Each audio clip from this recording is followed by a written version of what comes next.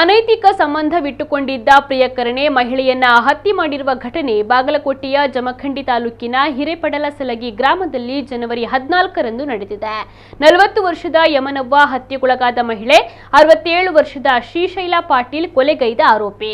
ಸುಮಾರು 20 ವರ್ಷಗಳ ಹಿಂದೆ ಪತಿಯಿಂದ ವಿಚ್ಛೇದನವನ್ನು ಪಡೆದಿದ್ದ ಯಮನವ್ವ ಶ್ರೀಶೈಲ ಪಾಟೀಲ್ ಜೊತೆ ಅಕ್ರಮ ಸಂಬಂಧವನ್ನು ಹೊಂದಿದ್ಲು.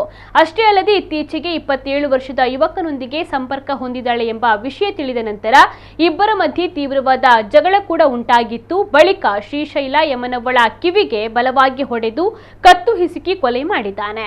ಆಕೆ ಉಸಿರು ನಿಂತ ಮೇಲೆ ಆಘಾತಗೊಂಡು ಮರುದಿನ ಬೆಳಿಗ್ಗೆ ಯಮನವ್ವ ಹೃದಯಾಘಾತದಿಂದ ಸಾವನ್ನಪ್ಪಿದ್ದಾಳೆ ಎಂದು ಅಕ್ಕಪಕ್ಕದವರಿಗೆ ಆತನೇ ತಿಳಿಸಿದ್ದಾನೆ. ಬಳಿಕ ಮೃತದೇಹದ ಮುಂದೆ ಮೊಸಳೆ ಕಣ್ಣೀರು ಹಾಕಿದ್ದಾನೆ. ಸಾವಳಗಿ ಪೊಲೀಸರಿಗೆ ಆತನೇ ಮಾಹಿತಿಯನ್ನು ಕೂಡ ನೀಡಿದ್ದಾನೆ.